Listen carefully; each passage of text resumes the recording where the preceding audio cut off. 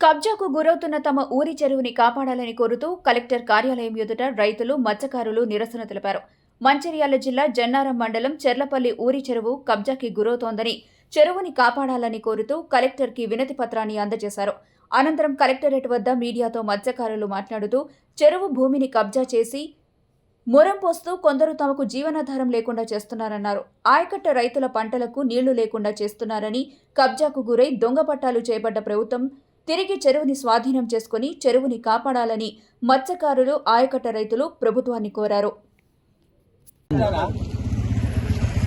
గత 150 ఏళ్ల క్రితం ఏర్పాటు చేసిన చెర్లపల్లి చెరువు ఇప్పుడు కబ్జాకు గురైతుంది.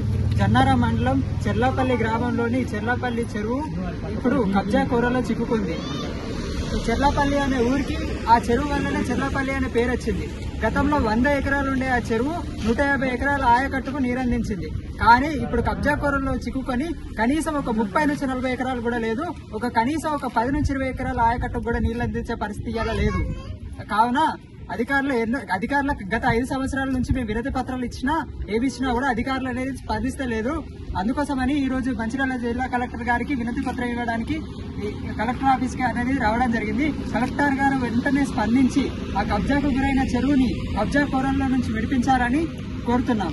ఆ చెరువు మీద 120 కుటుంబాల మత్స్యకారుల కుటుంబాలు ఆధారపడి ఉన్నాయి.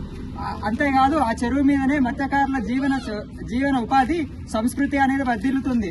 చెరువులు ఎక్కడుంటే మత్స్యకారుల సంస్కృతి అనేది అక్కడ ఉంటది. చెరువులు నాశనం అయితే మత్స్యకారుల సంస్కృతి, గంగపుత్రుల సంస్కృతి అనేది నాశనం అవుతుంది. కావున కలెక్టర్ గారు స్పందించి చెరువును మాత్రమే కాదు మత్స్యకారుల సంస్కృతిని కూడా కాపాడాలని గంగపుత్ర సంఘం చెర్లపల్లిగా కోరుతున్నాము.